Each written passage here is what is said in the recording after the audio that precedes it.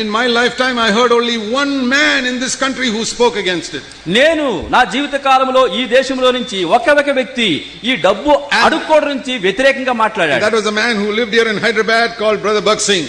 ఆ వ్యక్తి ఈ హైదరాబాద్ లో నివసించాడు, మరెవరో కాదు, సహోదరుడు Bakht Singh. He was the only man who had the courage to say these are all beggars. కనుక ఆయనకు ఒక్కడికే ధైర్యం ఉంది, డబ్బులు అడుక్కునే వారందరినీ కూడా ఈ క్రైస్తవుని పిలిచి చెప్పాడు, వీళ్ళు భిక్షకులు అడుక్కునేవారని చెప్పాడు. I thank God when I was 23 years old I got to know this man of God. దేవునికి స్తోత్రము, నేను 23 సంవత్సరాల వయసు ఉన్నప్పుడు ఈ గొప్ప దైవజనుడిని నేను తెలుసుకోగలిగాను. And the thing that challenged me about his life was his attitude to money. నిజానికి అతని జీవితంలో నాకు సవాలు విసిరింది ఏంటయ్యా అంటే డబ్బు విషయంలో ఆయన ప్రవర్తించిన ప్రవర్తన విధానమే. But in my entire life I've never heard any other Indian who speaks like him about these beggars. Bakht Singh వలే మాట్లాడి ఖండించినట్టు మరొక మరి ఏ భక్తుడు కూడా భారతదేశంలో నా జీవితంలో ఎంతవరకు కనపడలేదు. He was a prophet of God, but we hardly have any prophets in India today. నిజానికి ఈ భక్త్ సింగ్ గారి ఖచ్చితంగా దేవుని యొక్క ప్రవక్త, కానీ మనకు భారతదేశం యొక్క ప్రవక్త ఎవరు లేరు.